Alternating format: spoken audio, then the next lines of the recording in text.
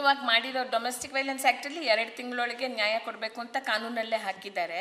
ಒಂದು ಇವಾಗ ಬೇಕಾದಷ್ಟು ಕಡೆ ಮೀಡಿಯೇಷನ್ ಸೆಂಟರು, ಕನ್ಸಿಲಿಯೇಷನು ಆ ಥರನೂ ಮಾಡಿದ್ದಾರೆ, ಬೇಗ ನ್ಯಾಯ ತೀರ್ಮಾನ ಆಗಬೇಕು ಅಂತ. ಆದರೆ ಕೇಸಸ್ ತುಂಬ ಇರೋದ್ರಿಂದ ಅದು ಟೈಮ್ ಇನ್ನೂ ಹೆಚ್ಚು ಜಡ್ಜಸ್ ಬರಬೇಕೆ ವಿನ ಕಾನೂನಲ್ಲಿದೆ. ಸ್ಪೀಡಿ ಟ್ರಯಲ್ಸ್ ಆಗ್ತಾ ಇಲ್ಲ. ಅದೇ ಯಾಕೆ ಅಂತಂದರೆ ನಿಜಕ್ಕೂ ಕಾನೂನಿಗೂ ತುಂಬ ಅಂತರ ಇದೆ.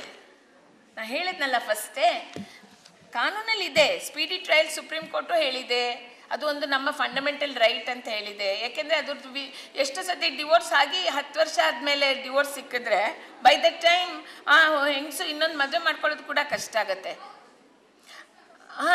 ಸೊ ಇದಕ್ಕೋಸ್ಕರ ಇವಾಗ ಮೀಡಿಯೇಷನ್ ಸೆಂಟರ್ಸ್ ಎಲ್ಲ ಇವಾಗ ಓಪನ್ ಆಗಿದೆ. ಆದರೆ ಜಡ್ಜಸ್ ಕಮ್ಮಿ. ಅದೇನು ಮೋಸ್ಟ್ಲಿ ಏನಾಗುತ್ತೆ, ಪ್ರೊಸೀಜರ್ ಒಳಗೆ ಸಿಕ್ಕಾಕೊಂಡು ಬಿಡುತ್ತೆ. ಅದು ಹೋಗ್ಲಾಡಿಸ್ಬೇಕು. ಅದು ಹೆಂಗೆ ಹೋಗ್ಲಾಡಿಸೋದು ಅಂತ ನಾವೇ ನೋಡಬೇಕು.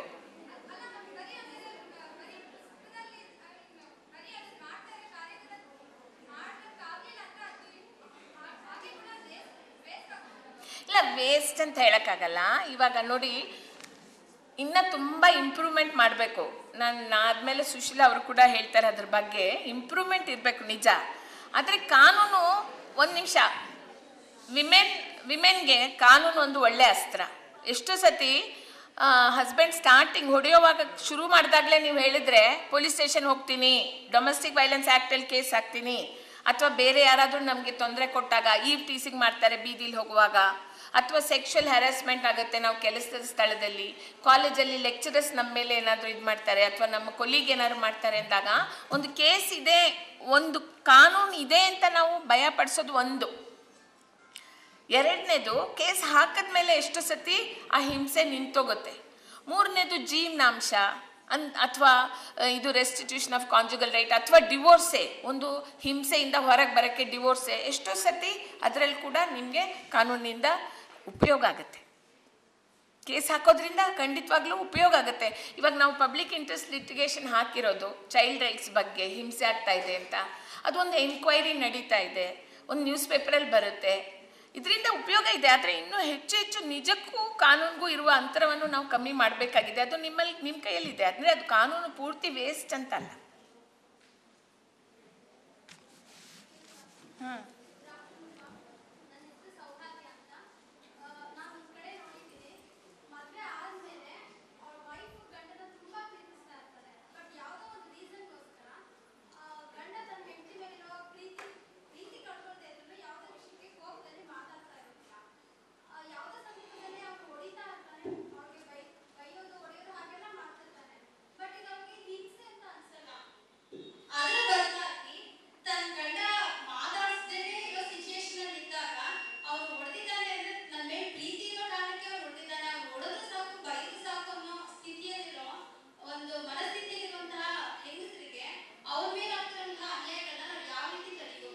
ಅವ್ರ ಮೇಲೆ ಆಗೋದಕ್ಕೆ ನಾವು ಕೌನ್ಸ್ಲಿಂಗ್ ಅಂತ ಹೇಳ್ತೀವಲ್ಲ, ಅಂದರೆ ಏನಂದರೆ ಅವ್ರ ಸೆಲ್ಫ್ ಎಸ್ಟೀಮ್ ಅಷ್ಟು ಕೆಳಗಿರುತ್ತೆ.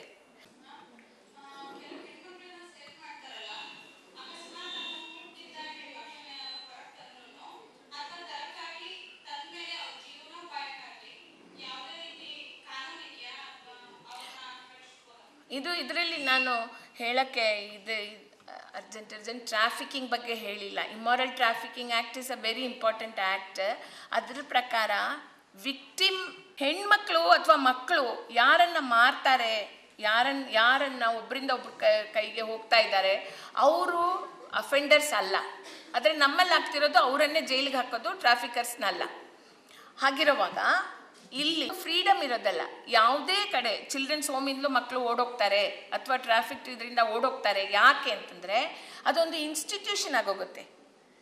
ಇನ್ಸ್ಟಿಟ್ಯೂಷನ್ ಅಂದರೆ ಅಲ್ಲಿ ನೀವು ಹಾಸ್ಟೆಲ್ ಥರ ಬೇಕಾಗಲ್ಲ. ಅವಳಿಗೆ ಬೇಕಾಗಿದ್ದ ಥರ ಅಥವಾ ಅವಳಿಗೆ ಬೇರೆ ಏನಾದರೂ ಕೈಗಾರಿಕೆ ಹೇಳ್ಕೊಟ್ಟು ಅಥವಾ ಬೇರೆ ಥರ ಇಂಡಿಪೆಂಡೆಂಟ್ ಮಾಡಬೇಕೆ ವಿನ ಅಥವಾ ಮನೆ ಮತ್ತೆ ಫ್ಯಾಮಿಲಿಲಿರೋ ಥರ ಮಾಡಬೇಕು.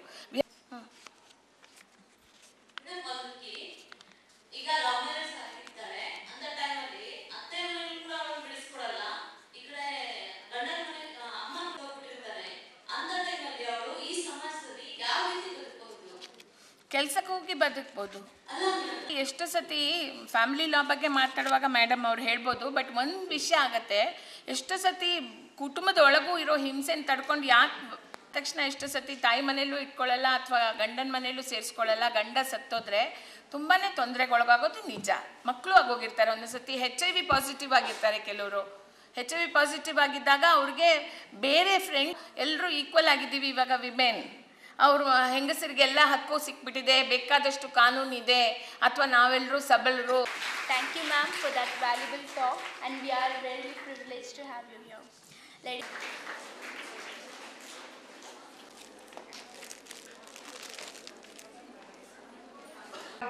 ಒಬ್ಬ ಮನುಷ್ಯ ಬದುಕಬೇಕು ಅಂತಂದರೆ ಹೊಟ್ಟೆಗೆ ಊಟ, ಉಟ್ಕೊಳ್ಳೋಕೆ ಬಟ್ಟೆ, ನಿದ್ದೆ, ಇದು ಬೇಸಿಕ್ ನೆಸೆಸಿಟೀಸ್. ಇದೆಲ್ಲ ಇದ್ದಾಗಲೇ ಮನುಷ್ಯ ಸಮಾಜಶಾಸ್ತ್ರದ ಬಗ್ಗೆ ಅಥವಾ ತತ್ವಶಾಸ್ತ್ರದ ಬಗ್ಗೆ ಇದ್ರ ಬಗ್ಗೆ ಎಲ್ಲ ಯೋಚನೆ ಮಾಡ್ತಾನೆ.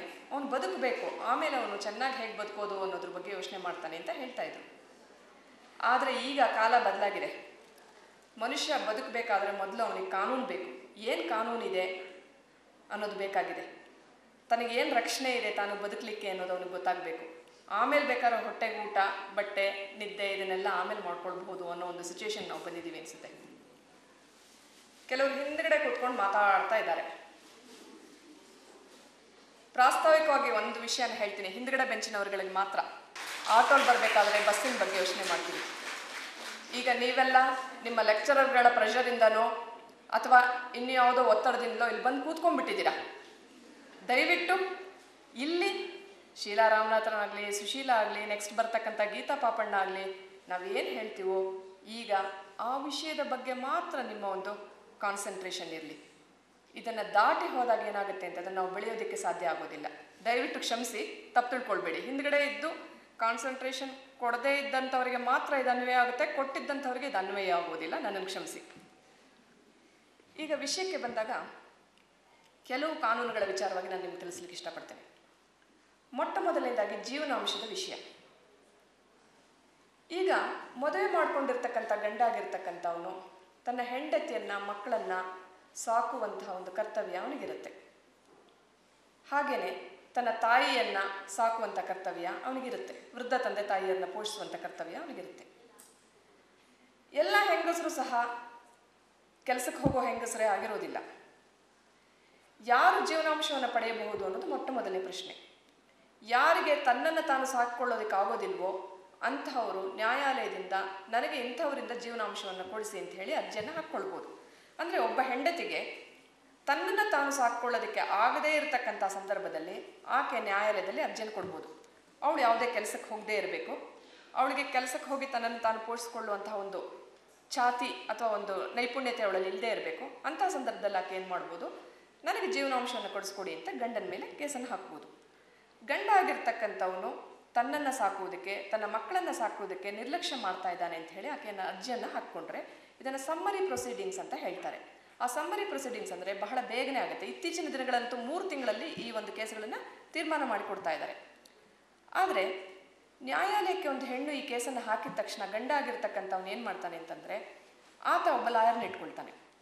ಹೇಳ್ತಾನೆ, ಬಹಳಷ್ಟು ಕೇಸುಗಳಲ್ಲಿ ನಾವು ನೋಡಿದ್ದೀವಿ, ಈಕೆ ನನ್ನ ಹೆಂಡ್ತಿನೇ ಅಲ್ಲ ಅಂತ ಹೇಳ್ತಾನೆ, ಈ ಮಕ್ಕಳು ನನಗೆ ಹುಟ್ಟಿರೋ ಮಕ್ಕಳೇ ಅಲ್ಲ ಅಂತ ಹೇಳ್ತಾನೆ. ಅಲ್ಲಿಂದ ಪ್ರಾಬ್ಲಮ್ ಶುರುವಾಗುತ್ತೆ. ಜೀವನಾಂಶಕ್ಕಾಗಿ ಹೆಂಡತಿ ಆಗಿರ್ತಕ್ಕಂಥವಳು ತನ್ನ ಗಂಡನ ವಿರುದ್ಧವಾಗಿ ಒಂದು ಕೇಸನ್ನು ಹಾಕಿಕೊಂಡಾಗ ಮುಖ್ಯವಾಗಿ ಬೇಕಾಗಿರ್ತಕ್ಕಂಥದ್ದು ಪ್ರೈಮಾ ಫೇಶಿ ಮೆಟೀರಿಯಲ್. ನೀವು ಮೇಲ್ನೋಟಕ್ಕೆ ಕಾಣಲು ಈಕೆ ಹೆಂಡತಿ ಅಂತ ಹೇಳೋದಕ್ಕೆ, ಈ ಮಕ್ಕಳು ಇಂಥವನಿಗೆ ಹುಟ್ಟಿರ್ತಕ್ಕಂಥದ್ದು ಹೇಳೋದಕ್ಕೆ ನಿಮ್ಮ ಹತ್ರ ಏನು ದಾಖಲೆ ಇದೆ ಅಂತ ನ್ಯಾಯಾಲಯದಲ್ಲಿ ಕೇಳ್ತಾರೆ. ಒಂದು ನಿಮಿಷ. ಸಾಮಾನ್ಯವಾಗಿ ಏನಾಗುತ್ತೆ ಅಂತಂದರೆ, ನಾವು ಮದುವೆ ಮಾಡಿಕೊಂಡಾಗ ಒಂದು ಇನ್ವಿಟೇಷನ್ ಕಾರ್ಡ್ ಇರುತ್ತೆ. ಇನ್ವಿಟೇಷನ್ ಕಾರ್ಡು ಇವತ್ತು ನಾನು ಮಿಸಸ್ ಸೋ ಆ್ಯಂಡ್ ಸೋ ಅಂತ ನಾನು ಆರ್ಡರ್ ಕೊಟ್ಟರೆ ನನಗೆ ನನ್ನ ಗಂಡನ ಅಲ್ಲದೆ ಇರತಕ್ಕಂಥ ಹೆಸರು ಜೊತೆಗೂ ಬರುತ್ತೆ. ನಾವು ಎಷ್ಟೋ ಮದುವೆಗಳಿಗೆ ಎಷ್ಟೆಷ್ಟು ಲಕ್ಷಗಳ ರೂಪಾಯಿ ಖರ್ಚು ಮಾಡಿ ಮದುವೆ ಮಾಡಿರ್ತೀವಿ. ಆದರೆ ಮದುವೆ ಟೈಮಲ್ಲಿ ಫೋಟೋ ತೆಗೆಸ್ಕೊಳ್ತೀವಿ, ಫೋಟೋಸ್ ಮಾತ್ರ ಇಸ್ಕೊಳ್ತೀವಿ. ಫೋಟೋಸ್ ಜೊತೆಗೆ ನ್ಯಾಯಾಲಯದಲ್ಲಿ ನಮಗೇನು ಬೇಕು, ನೆಗೆಟಿವ್ಸ್ ಸಹ ಬೇಕು. ನೆಗೆಟಿವ್ಗಳನ್ನು ದಯವಿಟ್ಟು ತೆಗೆದಿಟ್ಕೊಳ್ಬೇಕು. CD-ಗಳನ್ನು ಮಾಡಿಸಿದಾಗ CD-ಗಳನ್ನು ತೆಗೆದಿರ್ತಕ್ಕಂಥವ್ರು ಯಾರು, ಅವ್ರದ್ದು ಅಡ್ರೆಸ್ ಏನು ಕಂಪ್ಲೀಟಾಗಿ ಬರೆಸ್ಕೊಂಡಿಟ್ಕೊಳ್ಬೇಕು. ಇದಿಷ್ಟನ್ನು ತೊಗೊಂಡಿರಬೇಕು. ಮ್ಯಾರೇಜ್ ರಿಜಿಸ್ಟರ್ ಆದರೆ ತುಂಬ ಒಳ್ಳೆಯದು. ಮ್ಯಾರೇಜ್ ರಿಜಿಸ್ಟರ್ ಆಗದೇ ಇದ್ದಂಥ ಸಂದರ್ಭದಲ್ಲಿ ಈಗಲೂ ಹೋಗಿ ಮದುವೆ ಆಗಿರ್ತಕ್ಕಂಥವ್ರು, ಇವಾಗ ನಮಗೆಲ್ಲ ಮದುವೆ ಆಗಿ 20-25 ವರ್ಷ ಆಗಿದೆ, ಈಗಲೂ ಹೋಗಿ ನಾವು ರಿಜಿಸ್ಟರ್ ಮಾಡಿಸ್ಕೊಳ್ಬಹುದು, ಮದುವೆಗಳನ್ನು ರಿಜಿಸ್ಟರ್ ಮಾಡಿಸ್ಕೊಳ್ಬಹುದು. ಆಮೇಲೆ ಏನಾಗುತ್ತೆ, ಮದುವೆ ಆದ ತಕ್ಷಣ ನಾವೇನು ಮಾಡಬೇಕು ಅಂದರೆ ವೋಟರ್ ಲಿಸ್ಟ್ನಲ್ಲಿ, ನಮ್ಮ ತಂದೆಯ ಮನೆಯ ವೋಟರ್ ಲಿಸ್ಟ್ನಲ್ಲಿ ನಮ್ಮ ಹೆಸರನ್ನು ಮೊದಲಿಗೆ ತೆಗೆಸ್ಬಿಡಬೇಕು. ರೇಷನ್ ಕಾರ್ಡ್ನಲ್ಲಿ 1 kg ಸಕ್ಕರೆ ಹೆಚ್ಚಾಗಿ ಬರುತ್ತೆ ಅನ್ನೋದಕ್ಕೆ ಅಲ್ಲಿ ಉಳಿಸಬಾರ್ದು ನಮ್ಮ ಹೆಸರನ್ನು. ಅದನ್ನು ಅಲ್ಲಿ ತೆಗೆಸಬೇಕು, ಇಲ್ಲಿ ಗಂಡನ ಮನೆಯಲ್ಲಿ ಸೇರಿಸಬೇಕು, ತಕ್ಷಣಕ್ಕೆ ಸೇರಿಸಬೇಕು. ಮುಂದೆ ಗರ್ಭವತಿಯರಾದಾಗ ನಾವು ಡಾಕ್ಟರ್ ಹತ್ರ ಹೋಗ್ತೀವಿ. ಆಗ ಪ್ರೆಗ್ನೆನ್ಸಿ ಟೆಸ್ಟ್ ಮಾಡಿಸಿದಾಗ ಅಲ್ಲೊಂದು ಕಾರ್ಡ್ ಕೊಡ್ತಾರೆ, ಗರ್ಭಿಣಿ ಚೀಟಿ ಅಂತ ಕೊಡ್ತಾರೆ. ಆ ಚೀಟಿಯಲ್ಲಿ ನನ್ನ ಗಂಡನ ಹೆಸರನ್ನು ನಾನು ಬರೆಸ್ಬೇಕು. ಮಗು ಆಗುತ್ತೆ, ಮಗು ಆದಾಗ ತಂದೆಯ ಹೆಸರನ್ನು ಬರೆಸ್ಬೇಕು. ಅಲ್ಲಿ ಹತ್ತಿರದಲ್ಲಿರ್ತಕ್ಕಂಥ ಯಾವ್ದಾದ್ರು ಹಳ್ಳಿಗಳಲ್ಲಾದರೆ ಪಂಚಾಯತ್ ಆಫೀಸ್ನಲ್ಲಿ ಅಥವಾ ಮುನ್ಸಿಪಲ್ ಆಫೀಸ್ನಲ್ಲಿ ಅಥವಾ ನಿಮ್ಮ ಕಾರ್ಪೊರೇಷನ್ ಆಫೀಸ್ನಲ್ಲಿ ಬರ್ತ್ ಸರ್ಟಿಫಿಕೇಟನ್ನು ಮಾಡಿಸಿ ಅದರಲ್ಲಿ ತಂದೆಯ ಹೆಸರನ್ನು ಬರೆಸ್ಕೊಡ್ಬೇಕು. ಇಷ್ಟೆಲ್ಲ ಮಾಡ್ಕೊಳ್ಬೇಕು. ಇಲ್ಲ ಆಪ್ರೇಷನ್ ಆಗುತ್ತೆ, ಮಕ್ಕಳಾಗದೇ ಇರತಕ್ಕಂಥ ಆಪ್ರೇಷನ್ ಆದಾಗ ಒಂದು ಚೀಟಿ ಕೊಡ್ತಾರೆ. ಆ ಆಪ್ರೇಷನ್ ಚೀಟಿನಲ್ಲಿ ಗಂಡನ ಹೆಸರೇನು ಅನ್ನೋದನ್ನು ಬರೆಸ್ಬೇಕು. ಇದೆಲ್ಲ ಯಾಕೆ ಅವಶ್ಯಕತೆ ಅಂತಂದರೆ, ಎಷ್ಟೋ ವರ್ಷಗಳು ಸಂಸಾರ ಮಾಡಿದಂಥವ್ರಿಗೆ ನಾನು ಇಂಥ ವ್ಯಕ್ತಿಯ ಹೆಂಡತಿ ಅಂತ ಹೇಳೋದಕ್ಕೆ ಯಾವುದೇ ಒಂದು ಪ್ರೂಫ್ ಇಲ್ಲದೆ ಹೋಗುತ್ತೆ. ಕೆಲವು ಸಂದರ್ಭಗಳಲ್ಲಿ ಏನಾಗುತ್ತೆ ಅಂದರೆ, ಮದುವೆ ಆಗಿ 3 ತಿಂಗಳಿಗೆ ಗಂಡ ಸತ್ತು ಹೋಗ್ಬಿಡ್ತಾನೆ. ಅಂಥ ಸಂದರ್ಭದಲ್ಲಿ ಆಕೆ ಜೀವನಾಂಶಕ್ಕೆ ಗಂಡನ ಮೇಲೆ ಕೇಸ್ ಹಾಕೋದಿಲ್ಲ. ಆಕೆ ಆಗಲೇ ಒಂದು ಮಗು ಒಂದು ಪ್ರಶ್ನೆ ಕೇಳ್ತು, ಗಂಡನೂ ಸತ್ತೋಗ್ಬಿಟ್ಟಿರ್ತಾನೆ, ಲವ್ ಮ್ಯಾರೇಜ್ ಮಾಡ್ಕೊಂಡಿರ್ತಾರೆ, ಏನು ಮಾಡೋದು ಅಂತ. ಕೇವಲ ಗಂಡನ ವಿರುದ್ಧ ಮಾತ್ರ ಜೀವನಾಂಶಕ್ಕೆ ಕೇಸ್ ಹಾಕೋಬೇಕು ಅಂತಿಲ್ಲ. ಗಂಡನ ತಂದೆ ಮೇಲೂ ಹಾಕೋಬೋದು, ಮಾವನ ಮೇಲೂ ಸಹ ಹಾಕ್ಕೊಳ್ಬೋದು ಕೇಸನ್ನು. ಅಥವಾ ಬೇರೆ ಯಾರಾದರೂ ಆ ಕುಟುಂಬದಲ್ಲಿ ಹಿರಿಯ ವ್ಯಕ್ತಿಗಳಿದ್ರು, ಅವರಿಗೆ ಪೋಷಿಸುವಂಥ ಜವಾಬ್ದಾರಿ ಇದ್ದರೆ, ಒಟ್ಟು ಕುಟುಂಬದ ಸದಸ್ಯರಿದ್ದರೆ ಅವ್ರ ಮೇಲೂ ಸಹ ನೀವು ಕೇಸನ್ನು ಹಾಕ್ಬೋದು. ಯಾವಾಗ ಇವಳು ಕೇಸನ್ನು ಹಾಕ್ತಾಳೋ ಅವಾಗ ಏನು ಮಾಡ್ತಾರೆ ಅಂತಂದರೆ, ಅತ್ತೆ ಮನೆಯವರೆಲ್ಲ ಒಂದಾಗಿ ನನ್ನ ಮಗನಿಗೆ ಮದುವೆನೇ ಆಗಿರಲಿಲ್ಲ, ಅವ್ನು ಮದುವೆ ಇಲ್ಲದೇ ಸತ್ತು ಹೋದ ಅಂತ ಹೇಳ್ತಾರೆ. ಮದುವೆ ಆಗಿ ಕೇವಲ 2 ತಿಂಗಳಾಗಿರುತ್ತೆ, ಮದುವೆಗೆ ಪ್ರೂಫ್ ಇರೋದಿಲ್ಲ. ಅಂಥ ಸಂದರ್ಭದಲ್ಲಿ ತುಂಬ ಕಷ್ಟ ಆಗುತ್ತೆ. ತಕ್ಷಣಕ್ಕೆ ನೀವು ಈ ಕೆಲಸಗಳನ್ನೆಲ್ಲ ಮಾಡಬೇಕು. ಇನ್ನು ಜೀವನಾಂಶ ಎಷ್ಟು ಅಮೌಂಟನ್ನು ಕೇಳಬಹುದು ಅಂತ ಹೇಳಿ, ಮೊದಲು 500 ರೂಪಾಯಿಗೆ ಮೇಲ್ಪಟ್ಟು ಸೆಕ್ಷನ್ 125 ಆಫ್ CRPCನಲ್ಲಿ ಕೇಳೋದಕ್ಕಿಲ್ಲ. ಅದಕ್ಕಿಂತ ಹೆಚ್ಚಿನದು ಕೇಳಬೇಕು ಅಂತಂದರೆ ಮೂಲ ದಾವಿಯನ್ನೇ ಹಾಕಬೇಕು ಅಂತಿತ್ತು. ಈಗ ಹಾಗೇನಿಲ್ಲ, ನೀವು ಎಷ್ಟಾದರೂ ಜೀವನಾಂಶವನ್ನು ಕೇಳಬಹುದು. ಆದರೆ your desire should tally with possibilities. That is so in every walk of life. ನಾನು ಇವಾಗ ನನ್ನ ಗಂಡ ನನಗೆ 50,000 ರೂಪಾಯಿ ಜೀವನಾಂಶ ಕೊಡಬೇಕು ಅಂತಂದರೆ ಅವನಿಗೆ ಎಷ್ಟು ಬರ್ತಾ ಇದೆ ಅನ್ನೋದನ್ನು ನ್ಯಾಯಾಲಯದವರು ಫಸ್ಟ್ ನೋಡ್ತಾರೆ. ಅವನ ಒಂದು ಆದಾಯಕ್ಕೆ ಅನುಗುಣವಾಗಿ ನೀವು ಕೇಳದಂತಹ ದುಡ್ಡನ್ನು ನೋಡಿ ಅದಕ್ಕೆ ಹೊಂದಾಣಿಕೆ ಆಗೋ ಹಾಗೆ ನಿಮಗೆ ಮತ್ತು ನಿಮ್ಮ ಮಕ್ಕಳಿಗೆ ಎಷ್ಟೆಷ್ಟು ಬರಬೇಕು ಅದನ್ನು ಕೊಡ್ತಾರೆ. ನಿಮ್ಮ ಜೀವನಾಂಶದ ಹಕ್ಕು ಒಬ್ಬ ಹೆಣ್ಣಿಗೆ ಯಾವಾಗಿನವರೆಗೆ ಅನ್ವಯವಾಗುತ್ತೆ ಅಂತಂದರೆ, ಆಕೆ ಗಂಡನಿಂದ ವಿಚ್ಛೇದನ ಪಡೆದ್ರೂ ಸಹ ಗಂಡ ಆಗಿರ್ತಕ್ಕಂಥವನು ಅವಳಿಗೆ ಜೀವನಾಂಶ ಕೊಡ್ತಾ ಇರಬೇಕಾಗತ್ತೆ.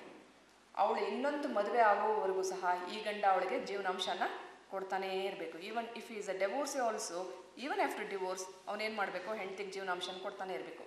ಮಕ್ಕಳಿಗೆ ಗಂಡು ಮಕ್ಕಳಾದರೆ 18 ವರ್ಷಗಳವರೆಗೆ ಕೊಡ್ತಾ ಇರಬೇಕು, ಹೆಣ್ಣು ಮಕ್ಕಳಾದರೆ ಅವರು ಮದುವೆ ಆಗುವವರೆಗೂ ಸಹ ಕೊಡ್ತಾ ಇರಬೇಕು.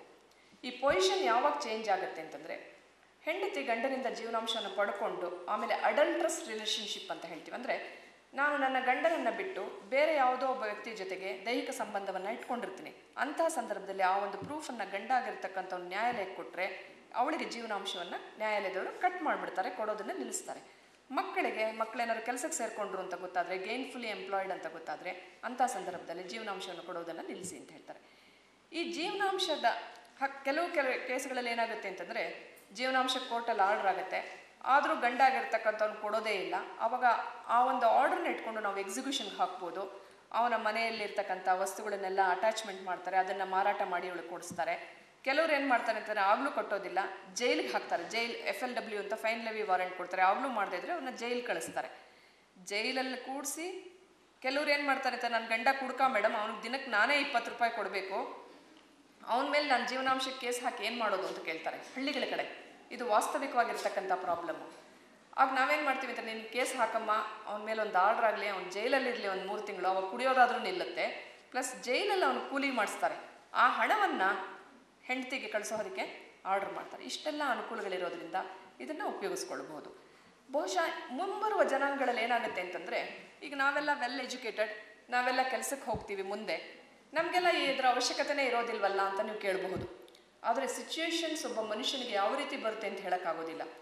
ಒಂದು ವೆಲ್ ಎಂಪ್ಲಾಯ್ಡ್ ಲೇಡಿ ಆಗಿರ್ತಕ್ಕಂಥವಳು ಅಥವಾ ಚೆನ್ನಾಗಿ ವೆಲ್ ಎಜುಕೇಟೆಡ್ ಗರ್ಲ್ ಆಗಿರ್ತಕ್ಕಂಥವಳು ವಿವಾಹದ ನಂತರ ಹಲವಾರು ಕಾರಣಗಳಿಂದ ಹೆಲ್ಪ್ಲೆಸ್ ಸಿಚುಯೇಷನಲ್ಲಿ ಏನಾಗುತ್ತಾರೆ ಅಂತಂದರೆ, ಮಾನಸಿಕ ತುಮುಲಗಳಿಗೆ ಒಳಗಾಗಿ MA ಓದಿರ್ತಾರೆ, MBBS ಓದಿರ್ತಕ್ಕಂಥವ್ರು ಇರ್ತಾರೆ, BE ಓದಿರ್ತಕ್ಕಂಥವ್ರು ಇರ್ತಾರೆ, ಕೆಲಸಕ್ಕೆ ಹೋಗೋದಿಲ್ಲ. ನೀನು ಕೆಲಸಕ್ಕೆ ಹೋಗ್ಬೋದಲ್ಲಮ್ಮ ಅಂದರೆ, ನನಗೆ ಯಾವುದರಲ್ಲೂ ಕಾನ್ಫಿಡೆನ್ಸೇ ಇಲ್ಲ madam, I have lost confidence ಅಂತ ಹೇಳ್ತಾರೆ. ಆ ಥರ ಡಿಮೋಟಿವೇಟ್ ಆಗಿಬಿಡ್ತಾರೆ, ಡಿಪ್ರೆಷನ್ಗೆ ಹೋಗಿರ್ತಾರೆ. ಅಂತಹ ಸಂದರ್ಭದಲ್ಲಿ ಅವ್ರಿಗೆ ಏನಾಗುತ್ತೆ ಅಂತಂದರೆ, they have to be provided with maintenance. ಆ ಸಂದರ್ಭಗಳಲ್ಲಿ ಇಂಥವರು ಅವ್ರ ಮೇಲೆ ಕೇಸನ್ನು ಹಾಕಿಕೊಂಡಾಗ ಏನಾಗುತ್ತೆ ಅಂತಂದರೆ, ನ್ಯಾಯಾಲಯದವರು ಆದೇಶವನ್ನು ಕೊಡಿಸ್ಕೊಡ್ತಾರೆ. ವೃದ್ಧರಾಗಿರ್ತಕ್ಕಂಥ ತಂದೆ ತಾಯಿಯಂದರು ಸಹ ಮಕ್ಕಳ ಮೇಲೆ ಕೇಸನ್ನು ಹಾಕ್ಕೊಳ್ಬೋದು. ಗಂಡ ಹೆಂಡತಿ ಇಬ್ಬರು ಇರ್ತಾರೆ. ಒಂದು ವೇಳೆ ಹೆಂಡತಿ ಕೆಲಸ ಇರುತ್ತೆ, ಗಂಡನಿಗೇನೋ ಪ್ಯಾರಲಿಸಿಸ್ ಅಟ್ಯಾಕ್ ಬಂದ್ಬಿಡುತ್ತೆ, ಕೆಲಸಕ್ಕೆ ಹೋಗೋದು ನಿಂತು ಹೋಗ್ಬಿಡುತ್ತೆ. ಗಂಡ ಸಹ ಹೆಂಡತಿ ಮೇಲೆ ಜೀವನಾಂಶ ಕೇಸ್ ಹಾಕ್ಬೋದು. ನನ್ನ ಹೆಂಡತಿ ಸಾಕಬೇಕು, ನನ್ನ ಮದುವೆ ಆಗಿದ್ದಾಳೆ, ಅವಳಿಗೆ ಇಷ್ಟು ಸಂಬಳ ಬರ್ತಾ ಇದೆ, ನನಗೆ ಜೀವನಾಂಶವನ್ನು ಕೊಡಿಸ್ಕೊಡಿ ಅಂತಂದ್ಬಿಟ್ಟು ಗಂಡನೂ ಸಹ ಹೆಂಡತಿ ಮೇಲೆ ಕೇಸ್ ಹಾಕ್ಬೋದು. ಇಲ್ಲಿ ರಿಕ್ವಿಸಿಟ್ಸ್ ಒಂದೇ, ಒಂದು ಯಾರನ್ನ ಯಾರು ಪೋಷಿಸಬೇಕೋ ಅವ್ರು ನಿರ್ಲಕ್ಷ್ಯತನ ಮಾಡ್ತಾ ಇದ್ದಾರೆ ಅಂತ ಒಂದು, ಆಮೇಲೆ ಯಾರು ಜೀವನಾಂಶಕ್ಕೆ ಅರ್ಜಿಯನ್ನು ಹಾಕಿದಾರೋ ಅವರಿಗೆ ತಮ್ಮನ್ನು ತಾವು ಸಾಕಿಕೊಳ್ಳೋದಕ್ಕೆ ಯಾವುದೇ ಒಂದು ಆದಾಯವೂ ಇಲ್ಲ ಅನ್ನೋದನ್ನು 2 ಪ್ರೂಫ್ಸ್ ಕೊಟ್ಟರೆ ಸಾಕು. ಇದು ಜೀವನಾಂಶಕ್ಕೆ ಸಂಬಂಧಪಟ್ಟಂತೆ ಕಾನೂನು. ಇನ್ನು ಮುಂದುವರೆದು ನಿಮಗೆ ಡಿವೋರ್ಸ್ ಬಗ್ಗೆ, ಮ್ಯಾರೇಜ್ ಬಗ್ಗೆ ಕೆಲವು ವಿಷಯಗಳನ್ನು ಹೇಳಲಿಕ್ಕೆ ಇಷ್ಟಪಡ್ತೀನಿ. ಯಾರು ಮದುವೆ ಮಾಡ್ಕೊಳ್ಬಹುದು ಅನ್ನೋದು ಮೊದಲನೇ ಪ್ರಶ್ನೆ. ಹಿಂದೂಗಳ ಬಗ್ಗೆ ಹೇಳ್ತೀನಿ ಫಸ್ಟು. 18 ವರ್ಷ ಆಗಿರತಕ್ಕಂಥ ಹೆಣ್ಣು ಮಕ್ಕಳು ಮಾತ್ರ ವಿವಾಹವನ್ನು ಮಾಡಿಕೊಳ್ಳಲಿಕ್ಕೆ ಸಾಧ್ಯ. ಗಂಡು ಮಕ್ಕಳಿಗೆ 21 ವರ್ಷ ಆಗಿರಲೇಬೇಕು. ಇದಕ್ಕಿಂತ ಕಡಿಮೆ ಇರತಕ್ಕಂಥವ್ರು ವಿವಾಹವನ್ನು ಮಾಡಿಕೊಂಡ್ರೆ ಅದೇನಾಗುತ್ತೆ, ವಾಯ್ಡ್ ಮ್ಯಾರೇಜಸ್ಸಲ್ಲಿ ಹೊಟ್ಟೋಗ್ಬಿಡುತ್ತೆ. 18ರಿಂದ ಕೆಳಗೆ ಇರತಕ್ಕಂಥ ಹೆಣ್ಣು ಮಕ್ಕಳು, 21ಕ್ಕೆ ಮೇಲೆ ಇರತಕ್ಕಂಥ ಗಂಡು ಮಕ್ಕಳು ಮಾತ್ರ ವಿವಾಹವನ್ನು ಮಾಡಿಕೊಳ್ಬೋದು. ಇವರಿಬ್ಬರು ಮದುವೆ ಮಾಡ್ಕೊಳ್ಬೇಕು ಅಂತಂದರೆ ಅವರಿಬ್ಬರಿಗೂ ಸಹ ತಾವು ಮದುವೆ ಮಾಡ್ಕೊಳ್ತಿದ್ದೀವಿ ಅಂತ ಡಿಸಿಷನ್ ತಗೊಳ್ಳೋದಕ್ಕೆ ಡಿಸಿಷನ್ ಟೇಕಿಂಗ್ ಕೆಪಾಸಿಟಿ ಇರಬೇಕು. ಅಂದರೆ ಮಾನಸಿಕವಾಗಿ ಅಸ್ವಸ್ಥರಾಗಿರಬಾರ್ದು. ಆಮೇಲೆ ಪ್ರಾಹಿಬಿಟೆಡ್ ರಿಲೇಷನ್ಶಿಪ್ನಲ್ಲಿ ಇರಬಾರ್ದು. ಅಂದರೆ ತಂಗಿ ಆಗಿರ್ತಕ್ಕಂಥವಳು ಅಣ್ಣನನ್ನು ಮದುವೆ ಆಗತಕ್ಕಂಥದ್ದು ಅಥವಾ ಚಿಕ್ಕಪ್ಪನನ್ನು ಮದುವೆ ಆಗತಕ್ಕಂಥದ್ದು, ಇದೆಲ್ಲ ಹಿಂದೂ ಮ್ಯಾರೇಜಲ್ಲಿ ಕೆಲವು ರಿಲೇಷನ್ಶಿಪ್ಸ್ನ ನಿಷೇಧಿತ ಸಂಬಂಧಗಳು ಅಂತ ಕರೀತಾರೆ. ಇದೇ ಬೇರೆ ಸೆಕ್ಸಲ್ಲಿ ಹೋದಾಗ, ನಾವು ಮುಸ್ಲಿಮ್ರಲ್ಲಿ ಹೋದಾಗ, ಬೇರೆ ಕಡೆ ಹೋದಾಗ ಏನಾಗುತ್ತೆ, ಅಲ್ಲಿಯ ಲಾಸ್ ಸ್ವಲ್ಪ ಬೇರೆ ಆಗುತ್ತೆ. ಹಿಂದೂ ಲಾಸ್ ಪ್ರಕಾರ ನಾನು ಹೇಳ್ತಾರೆ ನಿಷೇಧಿತ ಸಂಬಂಧಗಳಲ್ಲಿ ಇರಬಾರ್ದು. ಆಮೇಲೆ ವಿವಾಹವಾಗುವಂಥ ಹೆಣ್ಣು ಮಗಳಿಗೆ ನಾನು ಮದುವೆ ಆಗ್ತೀನಿ ಅಂತ ಇಟ್ಕೊಳ್ಳಿ, ನನ್ನ ಗಂಡನಿಗೆ ಮೊದಲೇ ಮದುವೆ ಆಗಿರಬಾರ್ದು. ಒಂದು ಹೆಣ್ಣು ಮದುವೆ ಆಗೋಕ್ಕೆ ಮುಂಚೆ ಆತನಿಗೆ ಮದುವೆ ಆಗಿದೆಯೋ ಇಲ್ವೋ ತಿಳ್ಕೊಂಡು ಮದುವೆ ಆಗಬೇಕು. ಗೊತ್ತಿದ್ದು ಆತನಿಗೆ ಒಬ್ಬ ಹೆಂಡತಿ ಇರುವಾಗ ಈಕೆ ಇನ್ನೊಂದು ಮದುವೆಯನ್ನು ಮಾಡಿಕೊಂಡ್ರೆ ಬಿಗಮಿ ಅಂತ ಆಗುತ್ತೆ. ಆಮೇಲೆ ಇವಳು ಸಹ she will also be held punishable. ಆದ್ದರಿಂದ ಆ ಬಗ್ಗೆ ಕಾಳಜಿಯನ್ನು ವಹಿಸಬೇಕು. ಕೆಲವು ಸಲ ಎಷ್ಟೋ ಸಲ ಮದುವೆ ಆಗುವಾಗ ಗೊತ್ತಿರಲ್ಲ, ನನ್ನ ಗಂಡನಿಗೆ ಇನ್ನೊಂದು ಮದುವೆ ಆಗಿದೆ ಅಂತ. ನನ್ನ ಮದುವೆ ಆದಮೇಲೆ ನನಗೆ ಗೊತ್ತಾಗುತ್ತೆ ಅವನಿಗೆ ಇನ್ನೊಂದು ಮದುವೆ ಆಗಿದೆ ಅಂತ. ತಕ್ಷಣಕ್ಕೆ ನೀವು ಆ ವಿವಾಹದಿಂದ ಹೊರಬಂದು ಕೋರ್ಟಿನಲ್ಲಿ ಕಂಪ್ಲೇಂಟನ್ನು ಕೊಟ್ಟು, ನನಗೆ ಗೊತ್ತಾಗದೇನೆ ನನಗೆ ಮೋಸ ಮಾಡಿ ಇವ್ರು ಮದುವೆ ಆಗಿದ್ದಾರೆ, ಇವರಿಗೆ ಆಗಲೇ ಒಂದು ಹೆಂಡತಿ ಇದ್ದಾಳೆ ಅಂತಂದ್ಬಿಟ್ಟು ನೀವು ಕ್ಯಾನ್ಸಲೇಷನ್ ಆಫ್ ಮ್ಯಾರೇಜಿಗೆ ಸಹ ಕೇಸನ್ನು ಹಾಕ್ಬೋದು. ಡಿವೋರ್ಸನ್ನು ಪಡ್ಕೊಳ್ಬೇಕು ಅಂತಂದರೆ ನ್ಯಾಯಾಲಯದಲ್ಲಿ ಕೆಲವು ಒಂದು ಇದಿದೆ, ಕಂಡೀಷನ್ಸ್ ಇದೆ. ಯಾರು ಡಿವೋರ್ಸನ್ನು ಪಡ್ಕೊಳ್ಬೋದು ಅಂತಂದರೆ, ಈಗ ನಾನು ಮದುವೆ ಆಗಿರ್ತೀವಿ, ಮದುವೆ ಆದಮೇಲೆ ಗಂಡ ಆಗಿರ್ತಕ್ಕಂಥವ್ರು ಬೇರೆ ಧರ್ಮಕ್ಕೆ ಹೋದ ಅಂತ ಇಟ್ಕೊಳ್ಳಿ. ನಾನು ಹಿಂದೂ, ನಾನು ಇನ್ನೊಬ್ಬ ಹಿಂದೂನೇ ಮದುವೆ ಆಗಿರ್ತೀನಿ, ಅವನೇನಾದರೂ ಮುಸ್ಲಿಂ ಧರ್ಮಕ್ಕೋ ಅಥವಾ ಕ್ರೈಸ್ತ ಧರ್ಮಕ್ಕೋ ಕನ್ವರ್ಟ್ ಆದ ಅಂತ ಇಟ್ಕೊಳ್ಳಿ. ಆಗ ನಾನು ಡೈವೋರ್ಸನ್ನು ಕೇಳಬಹುದು. ಅಥವಾ ನನ್ನ ಗಂಡ ಆದವನು ಸನ್ಯಾಸಿ ಆಗೋದ ಅಂತ ಇಟ್ಕೊಳ್ಳಿ, ನಾಳೆಯಿಂದ ನಾನು ಸನ್ಯಾಸಿ ಆಗೋಗ್ತೀನಿ ಅಂತ, ಆಗಲೂ ಸಹ ಕೇಳಬಹುದು.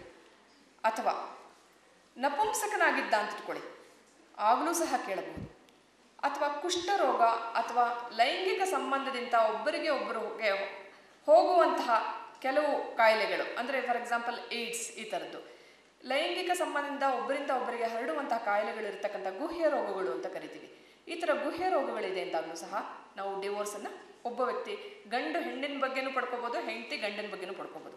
ಅಥವಾ ನಾನು ಮದುವೆ ಆದ ಇವಳಿಗಾಗಲೇ ಇನ್ನೊಬ್ಬನ ಜೊತೆಗೆ ಮದುವೆ ಆಗೋಗ್ಬಿಟ್ಟಿತ್ತು, ಅವ್ರ ಅಪ್ಪ ಅಮ್ಮ ಹೇಳ್ದಿರ ನನ್ನ ಜೊತೆಗೆ ಮದುವೆ ಮಾಡಿದ್ರು ಅಂತ ಗಂಡನೂ ಸಹ ಕೇಸ್ ಹಾಕ್ಕೊಂಡು ಮದುವೆಯನ್ನು ರದ್ದು ಮಾಡ್ಕೊಳ್ಬೋದು, ಡಿವೋರ್ಸ್ ಮಾಡ್ಕೊಳ್ಬೋದು. ಇದೆಲ್ಲ ಸ್ಟ್ಯಾಂಡರ್ಡ್ ಗ್ರೌಂಡ್ಸ್ ಅಂತ ಹೇಳ್ತೀವಿ. ಈ ಗ್ರೌಂಡ್ಸ್ ಬಹಳಷ್ಟು ಜನಗಳಿಗೆ ಸಿಕ್ಕೋದಿಲ್ಲ. ಇಂಥ ಕೇಸಸ್ ತುಂಬ ರೇರೆಸ್ಟ್ ಆಫ್ ರೇರ್ ಕೇಸಸ್. ಆದರೆ ಸಾಮಾನ್ಯವಾಗಿ ಯಾವ ಒಂದು ಗ್ರೌಂಡನ್ನು ಎಲ್ಲರೂ ತಗೊಳ್ತಾರೆ ಅಂದರೆ ಕ್ರೌರ್ಯ ಅನ್ನೋ ಒಂದು ಗ್ರೌಂಡನ್ನು ತಗೊಳ್ತಾರೆ. ಕ್ರೌರ್ಯ ಅಂತಂದರೆ ಮಾನಸಿಕ ಕ್ರೌರ್ಯ ಆಗಿರ್ಬೋದು, ದೈಹಿಕ ಕ್ರೌರ್ಯ ಆಗಿರ್ಬೋದು. ಗಂಡ ದಿನ ನನ್ನನ್ನು ಹೊಡಿತಾನೆ, ದಿನ ನನ್ನನ್ನು ಪೀಡಿಸ್ತಾನೆ, ಕುಡ್ಕೊಂಡು ಬಂದು ನನ್ನನ್ನು ಮಕ್ಕಳನ್ನೆಲ್ಲ ಹೊಡಿತಾನೆ, ನನಗೆ ಇವನ ಜೊತೆಗೆ ಜೀವನ ಮಾಡೋಕ್ಕಾಗೋದಿಲ್ಲ, ನನಗೆ ಡೈವೋರ್ಸ್ ಕೊಡಿಸಿ ಅಂತ ಹೆಂಡತಿ ಆಗಿರ್ತಕ್ಕಂಥವ್ಳು ಕೇಳ್ಬೋದು. ಅಥವಾ ಗಂಡನೂ ಸಹ ಹೆಂಡತಿ ಹೊಡಿತಾಳೆ, ಹೆಂಡತಿ ಬೈತಾಳೆ, ಹೆಂಡತಿ ಚುಚ್ಚುಮಾತು ಮಾಡ್ತಾ ಇರ್ತಾಳೆ, ನನಗೆ ಅವಳ ಜೊತೆಗೆ ಜೀವನ ನಡೆಸೋಕ್ಕಾಗ್ತಾ ಇಲ್ಲ, ನನ್ನ ತಂದೆ ತಾಯಿನೆಲ್ಲ ಅವಳು ತುಂಬ ಕಂಡೆಮ್ ಮಾಡ್ತಾಳೆ, ಅವನು ಸಹ ಹಾಕ್ಕೊಳ್ಬೋದು. ಆದರೆ ಇಲ್ಲಿ ಕ್ರೌರ್ಯ ಅನ್ನೋದನ್ನು it is a relative term. ಒಬ್ಬರಿಗೆ ಕ್ರೌರ್ಯ ಅಂತ ಅನಿಸೋದು ಮತ್ತೊಬ್ಬರಿಗೆ ಕ್ರೌರ್ಯ ಅಂತ ಅನಿಸದೇ ಇರ್ಬೋದು. ನಮ್ಮ ಹತ್ರ ಬಹಳಷ್ಟು ಜನ ಬರ್ತಾರೆ, ನಾವು ಮೀಡಿಯೇಷನ್ ಸೆಂಟರ್ ಅಂತಿದೆ, ಬ್ಯಾಂಗ್ಳೂರು ಮೀಡಿಯೇಷನ್ ಸೆಂಟರ್ ಅಂತ, ಸಾಧ್ಯ ಆದಾಗ ನೀವೆಲ್ಲ ಬಂದು ನೋಡಿ. ನ್ಯಾಯ ದೇಗುಲ ಅಂತಿದೆ ಅಲ್ಲಿ, ಬ್ಯಾಂಗ್ಳೂರು ಮೀಡಿಯೇಷನ್ ಸೆಂಟರ್ ಅಂತ ಇದೆ. ಅಲ್ಲಿ ಕೋರ್ಟ್ ಅನೆಕ್ಸ್ಡ್ ಕೇಸಸ್ನ ಮೀಡಿಯೇಷನ್ ಕಳಿಸ್ತಾರೆ. ಅಲ್ಲಿ ಅವ್ರು ಹೇಳ್ತಾ ಇರ್ತಾರೆ, ಮೇಡಮ್ ನನಗೆ ಮದುವೆ ಆಗಿ 6 ತಿಂಗಳಾಯಿತು, ನನ್ನ ಗಂಡ ಒಂದು ಸೀರೆನೂ ಕೊಡಿಸೇ ಇಲ್ಲ ಅಂತ ಹೇಳ್ತಾರೆ. ಆವಾಗ ನಾನು ಹೇಳ್ತೀನಿ, ನೋಡಮ್ಮ ನನಗೂ ಮದುವೆ ಆಗಿ 25 ವರ್ಷ ಆಯಿತು, ನನ್ನ ಗಂಡನೂ ಇವತ್ತು ಒಂದು ಸೀರೆನೂ ಕೊಡಿಸಿಲ್ಲ ಅಂತ ಹೇಳ್ತೀನಿ.